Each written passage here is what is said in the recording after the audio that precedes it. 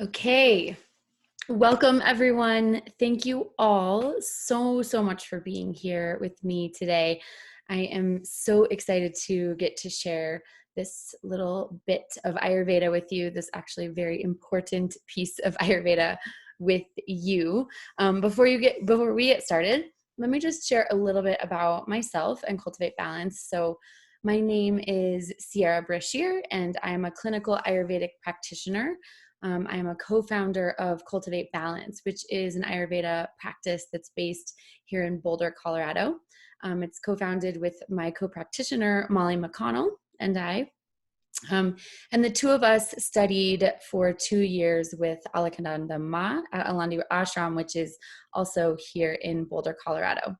And Molly and I have both experienced just incredible transformations, both with ourselves and with our clients, using the wisdom of Ayurveda. So we are so grateful every time we get to share this wisdom with a community. So thank you so much for showing up today with me. I'm grateful for each and every one of you. And also, thank you if you're watching this in the future on your own time. I'm so grateful that you are setting aside the time for yourself to really deepen your knowledge of this really powerful healing system. So today the topic is called Get Yourself. Get yourself. What is there to get about yourself? This is about understanding your unique mind-body type. So you may have heard people talk about, are you a Vata? Are you a pitta? Are you a Kapha? And maybe you've wondered what that meant and which one you are. Or maybe you've never heard of any of those and you're completely new to Ayurveda and what is it that we're even talking about? So I'm really excited to get to share this topic with you because Molly and I both believe that this is foundational to actually deepening our self-love. So not only does this topic teach us a lot about who we are and what conditions we're prone to and how we can work to find balance and thus give rise to our deepest wellness, physical and emotional, it's also a key aspect of appreciating yourself. So keep that in mind as we learn about the unique mind-body types and how they might apply to you. So real quick before we dive in, let's just talk briefly about what is Ayurveda, right? Ayurveda is India's holistic healing science. It's ancient. It's been around. The original sources are 5,000 years old, but there's at least 2,000 years of written case studies that are proving Ayurveda's efficacy. And the whole idea behind Ayurveda is really about aligning ourselves, realigning ourselves with the rhythms and elements of nature, the rhythmic and elemental influences of the earth. That's really what it comes down to. And we do that by applying opposites. So that'll come up, that'll start to make a little bit more sense. But it's all about coming back into balance. Also in Ayurveda, there's a real strong appreciation for the individual, which is why this unique mind-body type comes into such an important role inside of this framework. Ayurveda is a lot about preventative wellness, and knowing your inherent constitution, your unique mind-body type, will support you to prevent any dis-ease or conditions down the road and make sure that you feel really great every day. And it's through essentially the art of daily living. It's all about noticing, tuning in, checking in with your body, seeing what's out of balance, and then making small tweaks to realign with the rhythms and elements of nature to feel better in the moment and prevent future disease. So that's a little bit about the idea of Ayurveda. And what you'll notice as you deepen your understanding of Ayurveda is that it becomes a lens through which you view the whole world, which is really powerful and actually really empowering, because it really helps to filter information. We have a lot of information coming at us all the time, right, about wellness and about what we should and shouldn't do for our bodies. And the reality is it's different for everyone. And so this becomes your lens through which you can discern what works for you. But the key is to know yourself, to know your unique mind-body type. So let's see here. So when we talk about mind-body types in Ayurveda, we are talking about doshas. So you may have heard of doshas in the past. There are three of them. There are three basic types of energy or functional principles.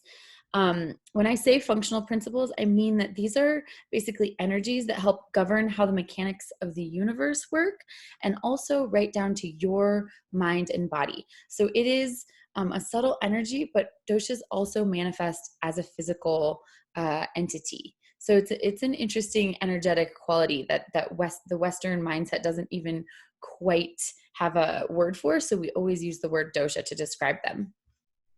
There are three doshas, and each of the doshas are made up of two of the five elements. So in Ayurveda, in the cosmovision, we think of the world as being made up completely of these five elements. And what they are ether or space, air, fire, water, and earth. So these five elements combine to create the doshas. So what's called Vata is the lightest of the doshas.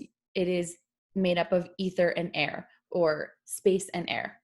And when I say lighter, I say that because each of the doshas actually manifests with the same qualities of the elements that it's made up of. So you know what air is like, you know what space is like, you know what water and fire and earth. You can think of what the qualities that make those up are. So then you can know a little bit about the doshas already. So pitta is made up of water, a little bit of water, but mostly fire. It is the fire dosha. And then we have kapha. Kapha is made up of earth and water. So it has the qualities of earth and water. So it's definitely the heaviest of all of the doshas. So theoretically, everything around us is made up of these doshas, and these doshas also exist within each of us. All three doshas exist within each of us, and it's just a matter of how much of each dosha exists within each. So let's go a little bit more into detail about each of the doshas, and then we will talk about how they manifest in the body. So Vata, as I mentioned, is the lightest. You can think of Vata like the wind. So it embodies the energy of movement. The root Va actually means vehicle. So it's really the energy behind mobility, both in your body and in the universe. Again, wind. As I said, it does embody the same qualities of the elements that make it up. So what are those qualities? They're cold, dry, light, rough, mobile, clear, and subtle. So Vata's opposite qualities, and I had already mentioned opposites really come into play with Ayurveda because it's how we bring things back into balance. The opposite qualities of Vata are hot, oily, heavy, smooth, static, cloudy, and dense. So Vata shows up in your body by governing your nervous system, your breath, your heartbeat, your elimination, and all activity within your colon. And within your mind, this functional principle of Vata is responsible for clarity, creativity, communication, joy, adaptability, and inspiration. So these are all qualities that exist within each and every one of us. We all have Vata within us, and just some people have more and some people have less. So the next dosha, the next in line of density, you could say, is pitta, which, as I mentioned, is the fire dosha. It's made up of fire and water. So like fire, pitta embodies the energy of transformation. You think about digestion, metabolism, it's a churning, it's a burning. The root word tap means heat, and that refers to the ta in the end of pitta. Okay, so pitta shares the qualities of fire and water, mostly fire. So it manifests in the world and within ourselves with the qualities of hot, sharp, light, liquid, mobile, and oily. It's also spreading. You think about how a fire will spread quickly across the grass, right? It moves pretty quickly. So the opposite qualities of pitta are cold, slow, heavy, and dense. And that again comes in handy when you want to balance any excess pitta that's happening within you.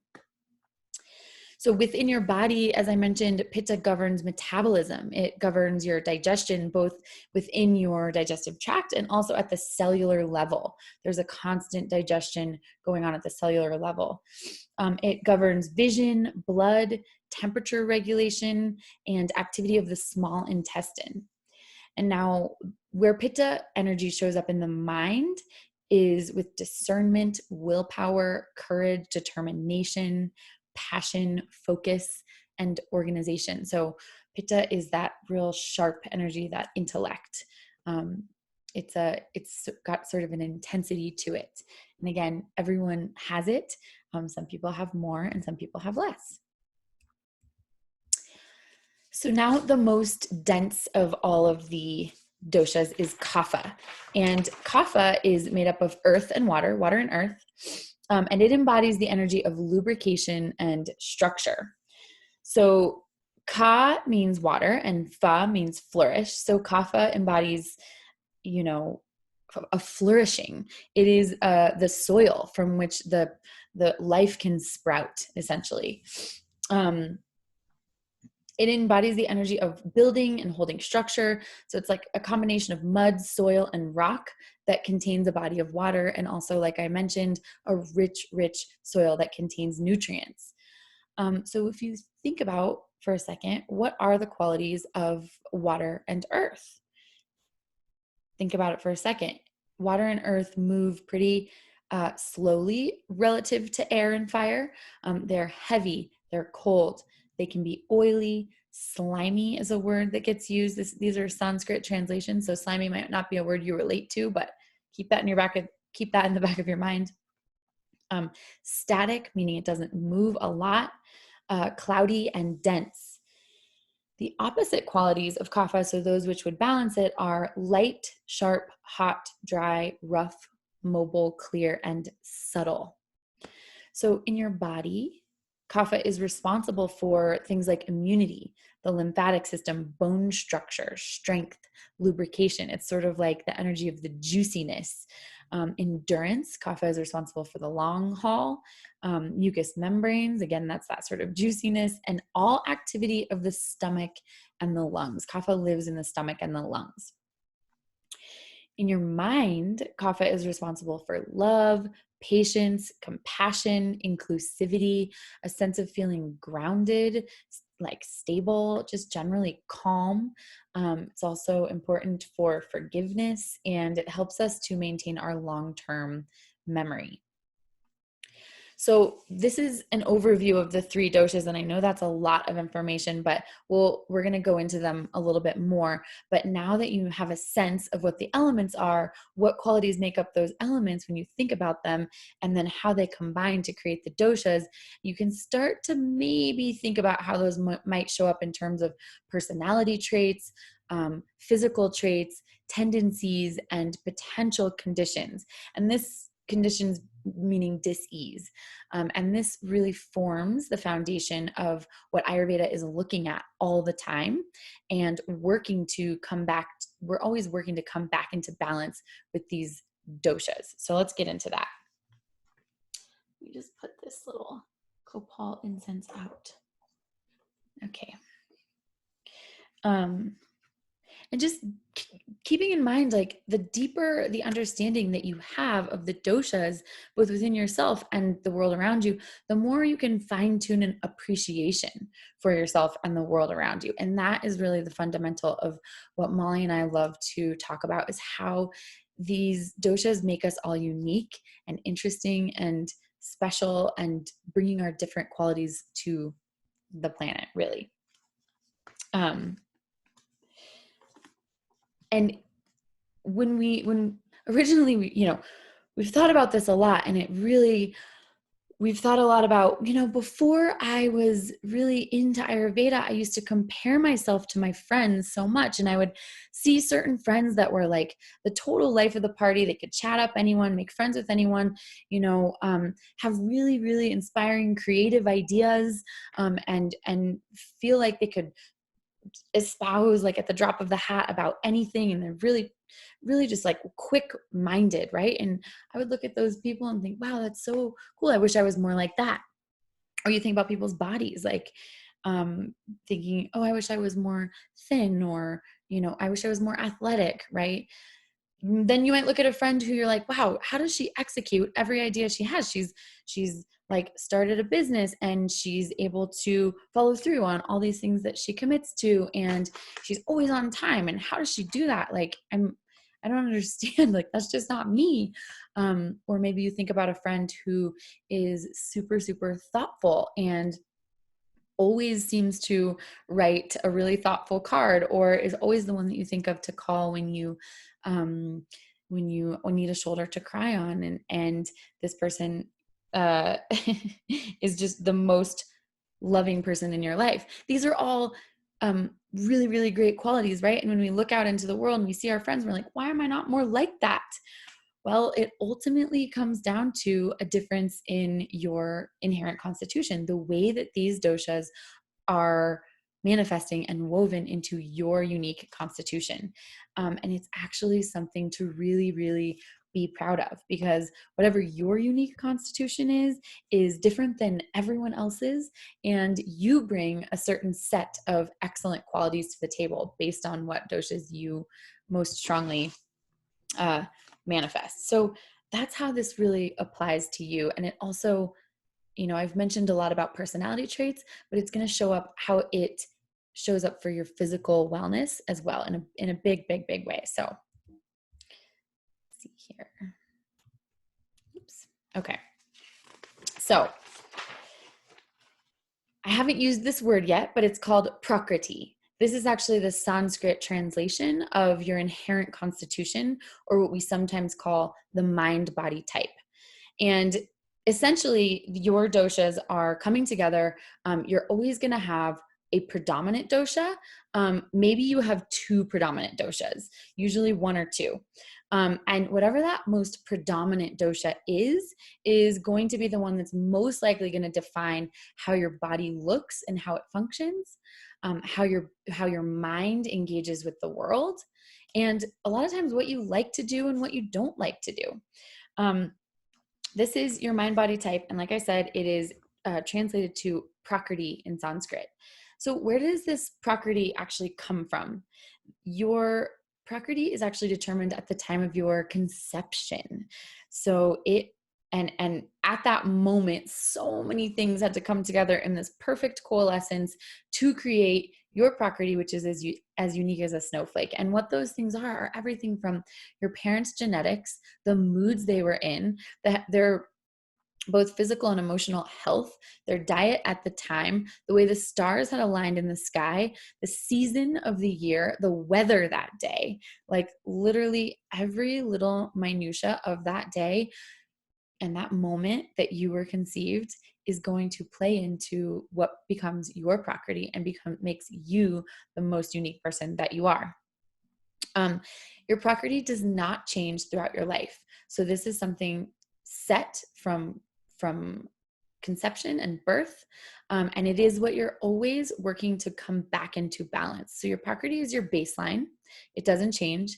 And with Ayurveda, we're always working with the elements, the rhythms and the elements of nature, to keep our doshas balanced at where they were at your time of conception. So because we are constantly being inundated by the doshas of the outside world, be that the weather, the season, the foods we're eating, the environments in which we're working and living, those are all having their own doshas and they're all impacting us on a daily basis. And so they can elevate doshas, usually is what happens. In some severe cases, they can reduce the doshas that are in your prakriti or your inherent constitution, but usually they're elevating them.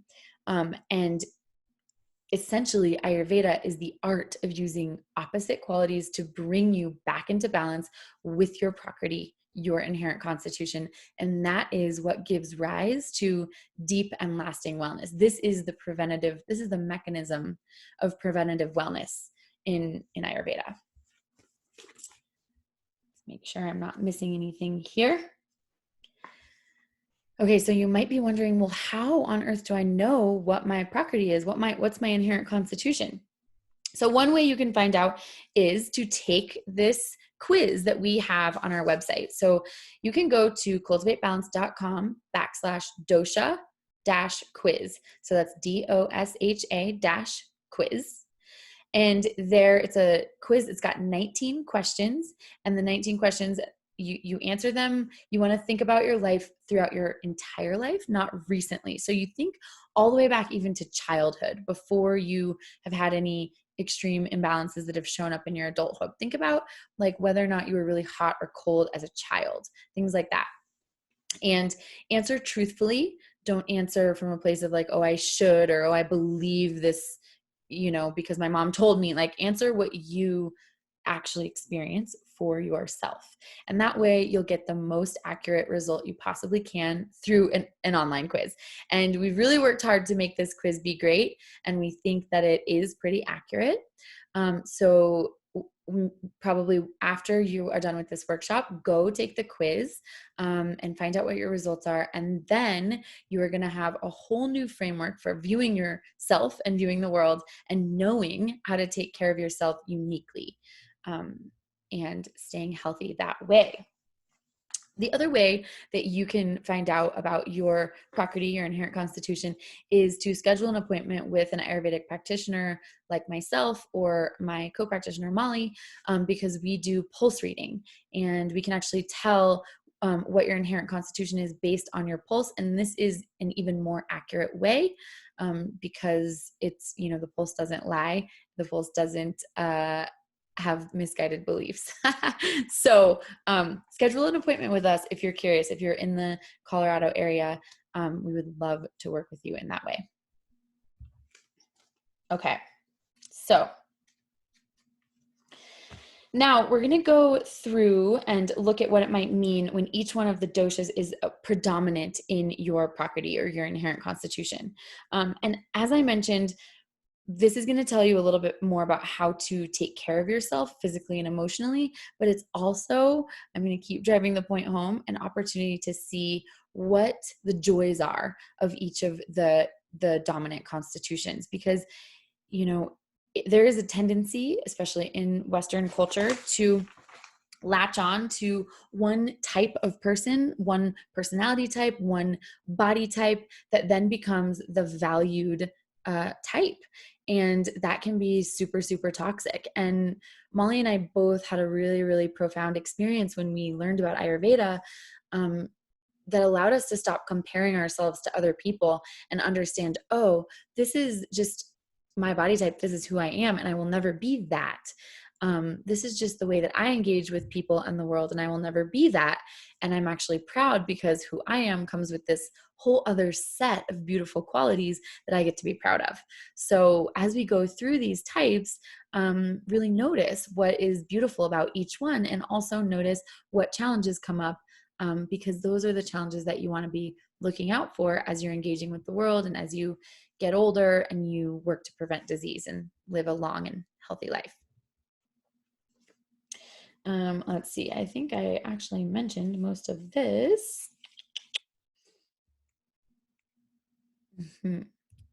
Okay, so let's start with Vata Prakriti. If you are a person that has heightened Vata in your Prakriti, you have, when you take the quiz, your percentage is the highest Vata. You are likely someone who has a pretty light and thin body. Your joints are probably pretty flexible, actually. Your joints might, though, be a little bit tender and achy. They can be kind of dry. Flexible in the sense that they can hyperextend easily is a distinction there. You might have large teeth, small eyes, and relatively dry skin, hair, and nails. Vata people are always really struggling with always needing to put more lotion or more oil on. Like dry skin is a really common. You're like, oh, yep, I have Vata in my constitution if your body is very dry. In the mind, people who have a high Vata constitution are really easily excited. They're really alert. They are quick to act. They're imaginative, and they like change. I really love being around Vatas because they're big idea havers. Vatas can like really put together the pieces and come up with an idea really fast, and really kind of like espouse. They're great storytellers. They're sort of like, they can really like entertain a crowd of people. They're really fun in that way. They're spontaneous, like coming up with ideas of fun things to do together. It's a really great and fun personality. um, let's see, I think I talk about challenges on the next slide, so I'll save that. But the preferred climate for Vata Prakriti, because they tend to be cold and dry, they love warm and humid climates. So some of the qualities that can be challenging with Vata, some of the tendencies that can show up are gas, right? It's like air, gas and bloating, air, wind. You can see how these elements show up. Constipation, that's the dryness, and joint pain, which I mentioned. There can be achy joints because of that dryness, and also because of the tendency to have hyperextension in the joints. In the mind, people with a lot of Vata in their constitution might experience anxiety, which is a very light and mobile emotion. They can experience fear, restlessness, and insomnia, sort of difficult to sit still, maybe a shorter attention span, difficult to get to sleep or stay asleep. Vata people can be, honestly, when they are out of balance, can be a little bit unreliable, which is, there's also a real opportunity with Ayurveda and understanding Prakriti. If you have a friend who is sort of flaky or unreliable, you can say, hey, oh, that's actually just their Prakriti. It's not actually their fault. I don't actually have to take it personally. There's this really beautiful element of being able to see the world through the eyes of Ayurveda that actually develops more compassion, right? So that flaky friend just has a lot of Vata, and maybe they need to get their Vata into balance, but know that it's not their fault and it's not about you. So that's one of our favorite things to think about when it comes to the lens of Ayurveda. The challenging climate for Vata is going to be cold and windy climates. We're here in Colorado, and it gets real dry and pretty cold in the winter, and Vata people have a hard time here. We've seen a lot of clients who moved here from more warm and more humid climates, and they'll show up with these different conditions, wellness conditions, and we'll say, well, when did this show up? And they'll attribute it to when they moved to Colorado. So, in Colorado in the wintertime specifically. So just things to be aware of is that the climate actually really, really impacts doshas, especially your dominant dosha in your Prakriti. So how do you care for Vata? So this friend who is a little bit flighty and unreliable, what might you suggest this friend does to help come back into balance, so that their Vata is calm and grounded?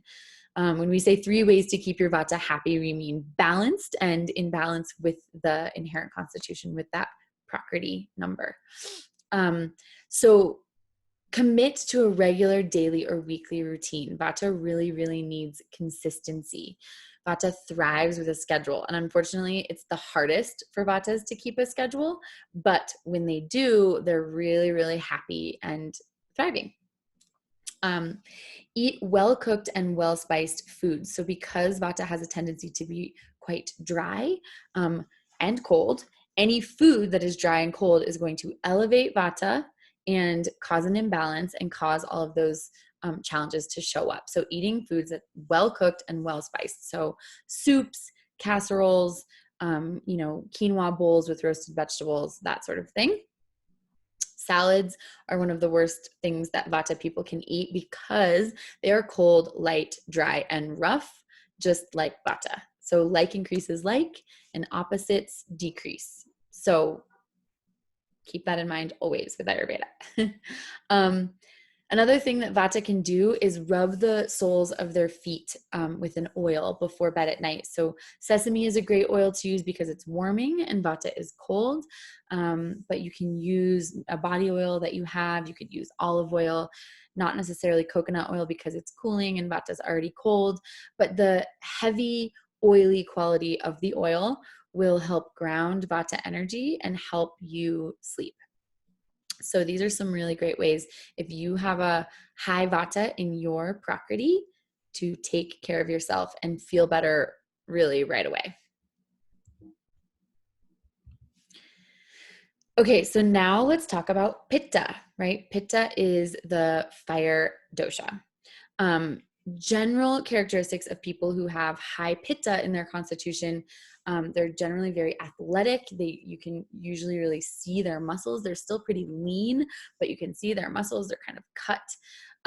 They tend to have sensitive skin, both to the sun and also it can be sensitive to like being scratched. They have usually very penetrating eyes. Oftentimes their eyes are green, but they're very, very sharp eyes. And they usually have oily hair, skin, and nails. In the mind, Pitta people are very focused, very organized, very disciplined, and very passionate. These are your entrepreneurs, your go-getters, your type A's, your teacher's pets. Pitta people can be, yeah, it's an intense like go energy. They are people that get shit done, which is really fun to be around. Yeah, they're analytical. They want to know why things are done the way they're done. A lot of scientists. So that's, Pitta. Um, Pittas prefer a climate that's cool and dry because Pitta is hot and oily. So if you are a Pitta, keep that in mind. Okay. So Pitta tendencies. People who have high Pitta in their constitution are going to be more prone to rashes. Rashes, basically anything that's like red on the skin, rashes. Pitta is red, it's hot, it's fiery. Diarrhea, because Pitta is liquid and it's hot and it sends things right through. Inflammation, again, hot and red. And then heartburn, acidity, things like that. Anything that feels hot in the body, any burning sensations on the skin or inside, burning sensation, think fire, think Pitta. Yeah, it's like without fail. And then in the mind, Pitta shows up as anger. You think about like the term hot-headed. It comes from somewhere, right? It's literally a hot emotion that is associated with fire, Pitta. Irritability, very similar, right? Impatience. Pitta can also be very judgmental because Pitta is very analytical and wants all the whys. If they don't have the whys, they can write things off really, really easily. So yeah, those are some of the experiences that you might have if you are a Pitta person. And again, if you have, let's say that you grew up with a parent who was angry or irritable or impatient with you or even judgmental of you, you might start to think about if they had any of these other qualities of Pitta and realize that actually it wasn't their fault. They were born with a high propensity toward Pitta imbalance because of their Prakriti. And it wasn't actually personal. It wasn't about you when your parent was treating you impatiently or with anger or irritability or judgment. You get to know that that was an imbalance that they were experiencing, and in a moment, we'll talk about some suggestions that you can give to friends or parents that are experiencing that currently. So the challenging climate for Pitta, of course, is going to be excessive heat. So like the Arizona, vibe, or I guess even more so like humidity, like a hot Florida, because humidity can also be irritating to Pitta for sure, because Pitta is also moist with that oily quality. But Pitta people get super irritable if they're in the sun too long, especially direct sunlight. You will see a Pitta person start to rage. So just like get them an umbrella or a hat. So to care for pitta, one of the most important things is to limit the amount of spicy and salty tastes that you consume. These tastes are incredibly heating, and actually salty is the most heating taste. It's even more heating than spicy, which could be surprising to some people. So just limit that. Know that the balancing tastes for pitta are sweet, astringent, and bitter.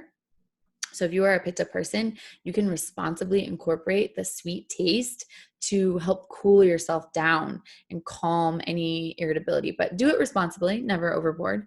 But taste is an important aspect. Also, as I mentioned, avoiding the heat of direct sunlight can be super irritating to pitta. Also, the skin is super sensitive, as I said, so it's really prone to sunburn.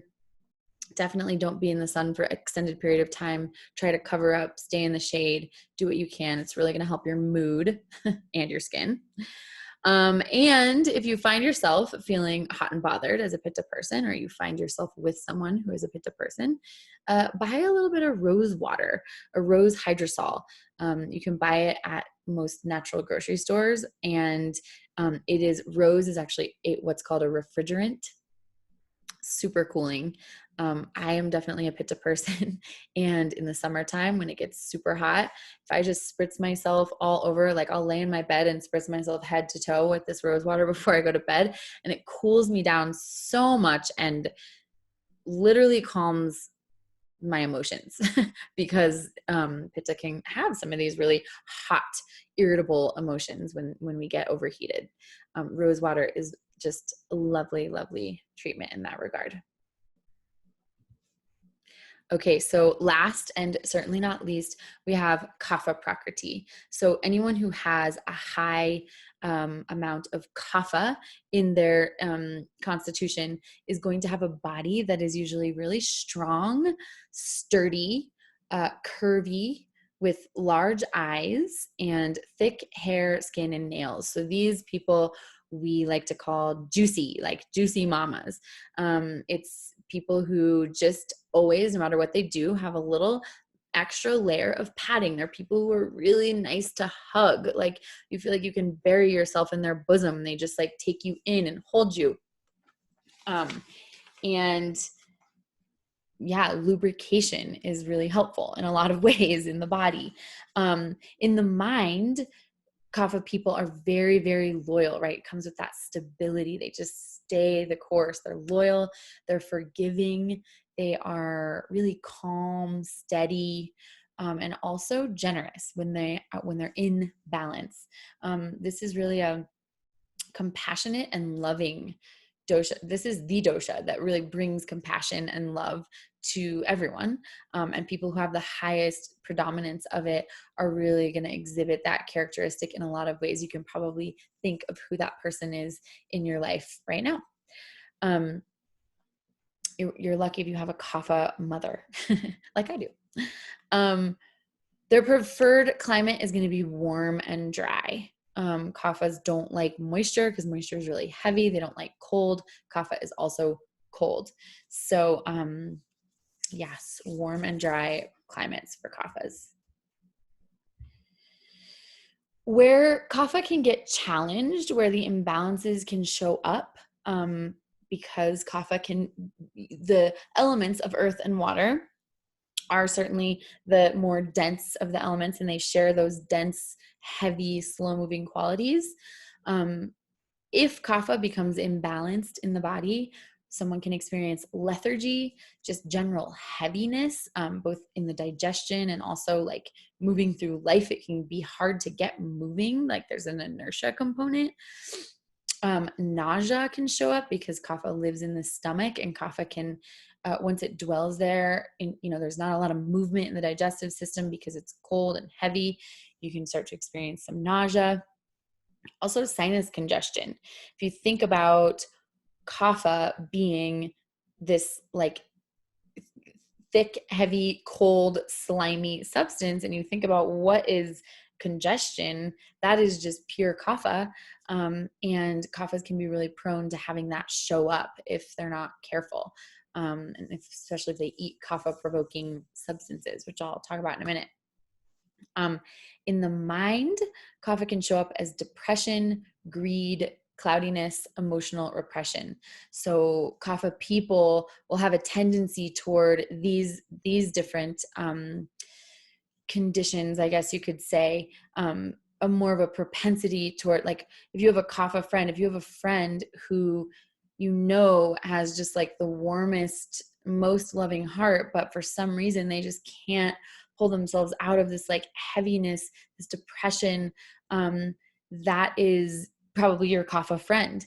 And the recommendations I'll give on the next slide, you can share with them and help them move through that, because ultimately their constitution, being Kapha, is really meant to be just stable, loving, and compassionate, and there for you, but not like heavy and stuck.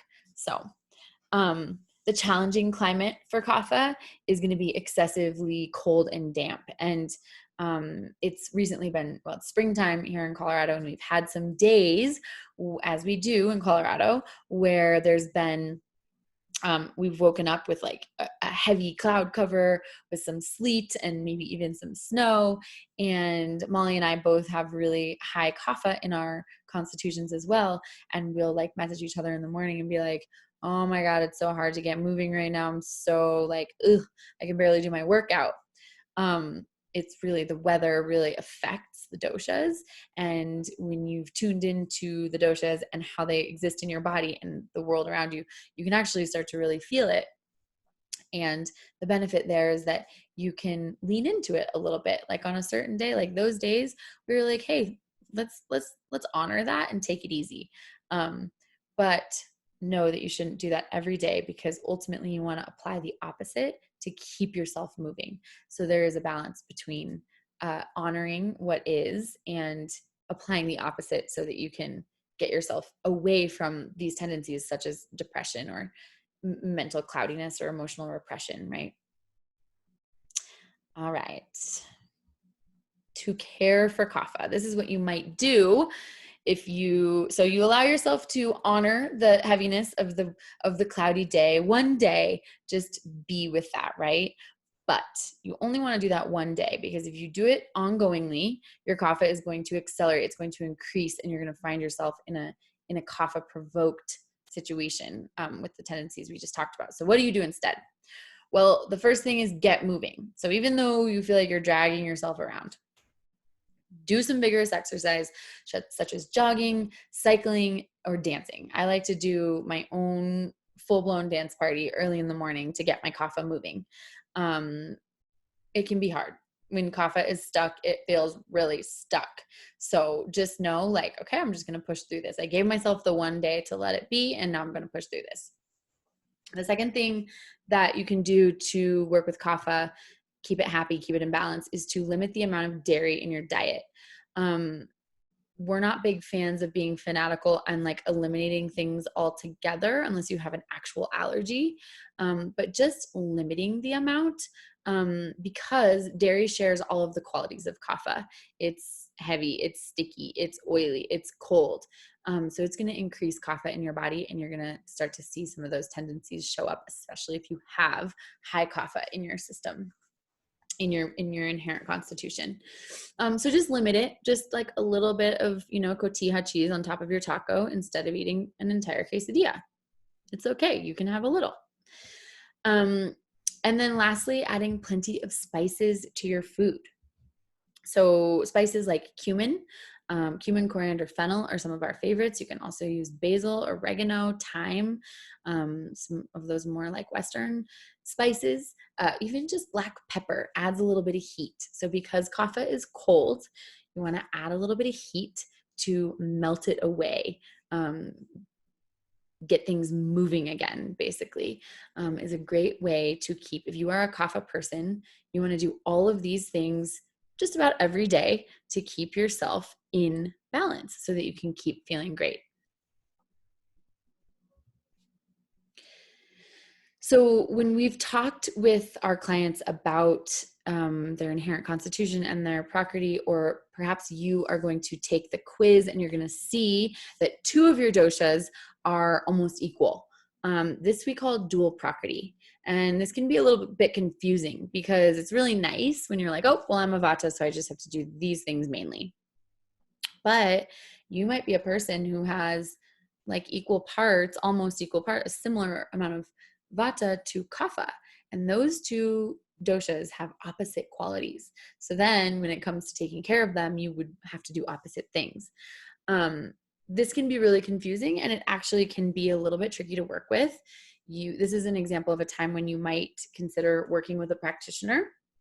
But just so you know, you are empowered to continue to listen to yourself and work with your constitution on your own.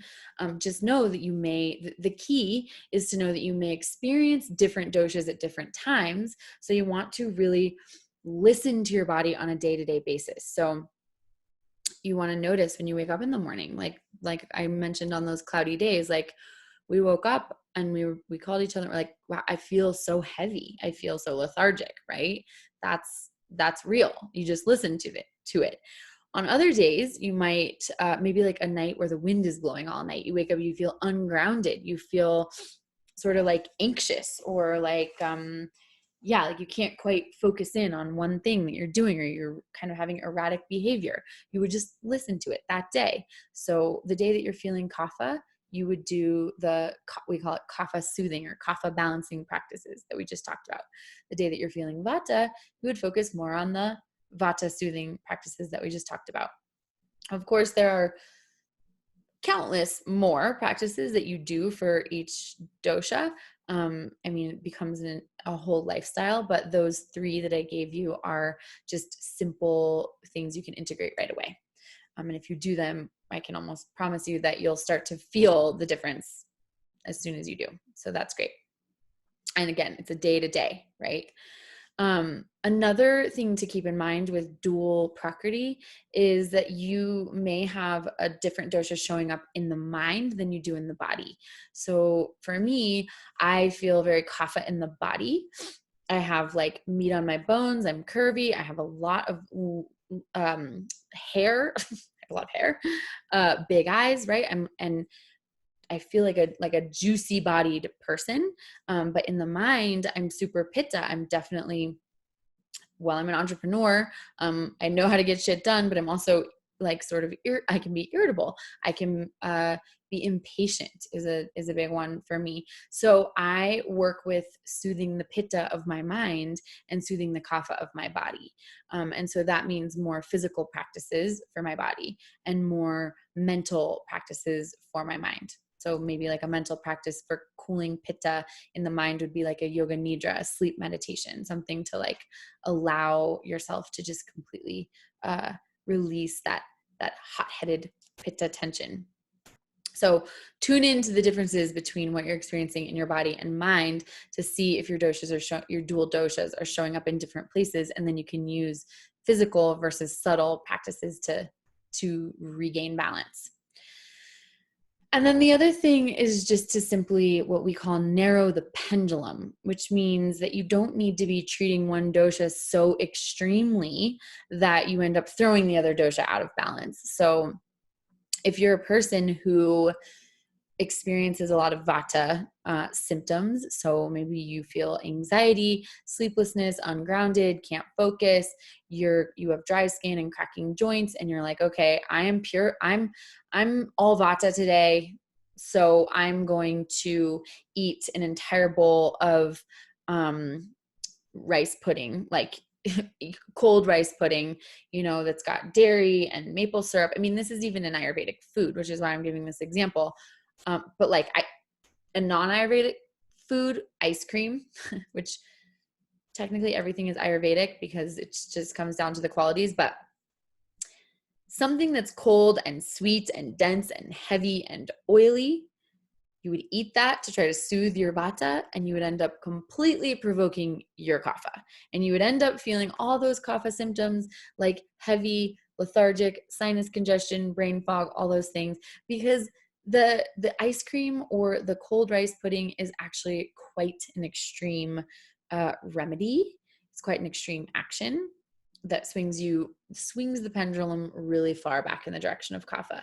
So instead, you might have a bowl of warm soup. So as I mentioned, Vatas really should be eating the most warm and well-cooked and well-spiced foods. So if you just simply ate a nice kind of spicy vegetable soup, you would find that it would calm your Vata way down without elevating Kapha and making you feel more heavy, lethargic, depressed, and brain foggy. So hopefully that makes sense in terms of dual prakriti. It can be a tricky situation, but there's definitely ways to tune in and start to remedy that and just be aware. But that's sort of like next level. Okay, so that's really it in terms of the basics of understanding your inherent constitution and how it has you show up in the world physically and mentally. After this workshop, I really, really encourage you to take out a journal and write down any reflections you have about learning your predominant dosha. So go take the quiz and then write down like what resonates, what characteristics resonate with me in my mind and in my body, like, and in terms of what I like to do in the world. How does it make sense to me? And then you might also jot down some outliers. What doesn't quite make sense? And maybe you can start to think about why, or maybe it's a part of you that maybe it makes more sense than you realize. Maybe you'll start to notice like, oh, actually that is something about me. Also make note of what doshas you think are more present in your body, like I mentioned, and what doshas do you think are more present in your mind. And that way you can start curating physical practices for your body to balance the doshas of your body, and more subtle practices to balance the dosha of your mind. Really take a minute after this to journal about your discovery when you take the quiz. And then as you go through the next week or even beyond, or really we could say the next 21 days is how long it really takes to start to form new habits. Write down, just notice and start to write down any physical and emotional experiences you have, and categorize them by dosha. You might even make a sheet that says Vata, Pitta, Kapha, and notice like, oh, I felt irritable today. Oh, I felt ungrounded today. Oh, I felt cloudy brained today. Notice them and start to practice seeing when they show up. This is a really simple act of just starting to tune in and listen to your body. And this is the key foundation, well, one of the very, very foundations of healing in general, but especially with Ayurveda, because it's really about understanding these subtleties, because it's the subtleties that are sending us clear messages. The clear messages are the precursors to deeper dis-ease, more serious conditions down the road. So if you can tune into those subtleties now and remediate them by taking the small actions, you will prevent future disease. This actually gets into another topic that we'll have in another workshop, which is about Vikriti. And Vikriti is all about your current state of imbalance. So Prakriti is your inherent constitution. It's the baseline that you're always working toward. Vikriti is your current state of imbalance. And we are all always having a Vikriti because we are all always being inundated by the doshas of the outside world and what we're putting in our bodies. And so this small shifts, this assignment, is actually getting you to start tuning into your Vikriti. And in another workshop, we'll talk about more about what that means, what conditions can your subtle Vikritis can lead to. So what are the precursors to more intense things like heart disease, diabetes, arthritis, any of those things that are happening for a lot of people? How can we see them sooner? Follow this assignment to notice what shows up, and then we'll talk more about what we can do about it to prevent. And that is really what I have for you today. But I do just want to mention that Molly and I have this course called the Art of Ayurveda that goes into all of this in so much more detail. We are so excited to share this course because it's something that we spent essentially a year of our lives writing. We poured our hearts and souls into it. We took so much of what we learned studying with Alakananda Ma and distilled it into something that's really, really accessible for anyone to learn from home. So there is deep, deep wisdom that has been extrapolated from these ancient Sanskrit textbooks by our teachers. And we've really worked to distill it into something that you can implement right away. So learning more about the doshas, more about the qualities that define the doshas, how do they show up in your body? What does it mean for disease, or preventing disease? And then really, really in part 2, we get into what to eat and how to eat to maintain optimal wellness. This is all about maintaining our digestive fire, which is essentially the absolute key to longevity and health, because it is that metabolism both in your digestive system and at the cellular level that keeps us young, keeps toxins out of our body, keeps disease from manifesting, and keeps us feeling happy and healthy and light and vibrant. So that's part 2, nourishment for vitality. And then in part 3 of this course, which we call Lifestyle for Resiliency, it's all about remedies and rituals and routines that really bring these subtle essences of wellness and vitality to life. They're all about creating ritual in your life that makes you feel great and look great, and feel connected spiritually. Of course, Ayurveda being a very holistic healing science, we get into the meditation, the pranayama, the breathing. There's some yoga woven throughout, and just really wonderful body care practices. So it is a participatory online wellness experience that is led by Molly and myself. It is, let's see, 18 modules. It's self-paced. So once you get in there, you can learn, it's not going to take off without you. You can learn as you need to go. You can move through it quickly, or you can take a few days in between each module to really integrate the learning material, which is actually how we recommend you do it. There's also a private Facebook group that Molly and I are in all the time, answering questions and engaging with our students so that everyone is always feeling supported, and you can also ask each other questions. The course is filled with all sorts of downloads, recipes, remedies, guides, checklists, so many tools that you can use to integrate this wisdom into your life and step by step start to make these changes. And at the end, you get a certificate of completion in the Art of Ayurveda. So that is a really fun thing to add to your resume. If you're interested in that, you can learn more about it at learn.cultivatebalance.com. We would absolutely love to have you in the course. It is truly feels like our life's work to share this wisdom with you. And we're just so grateful that you are here and spending this time with us. And we feel so passionate about this work because we know that when you feel good, when we feel good, we are able to show up as our best in the world and really give our attention to making this world a better place, right? We can show up better for ourselves. We show up better for our families, our communities, and the planet.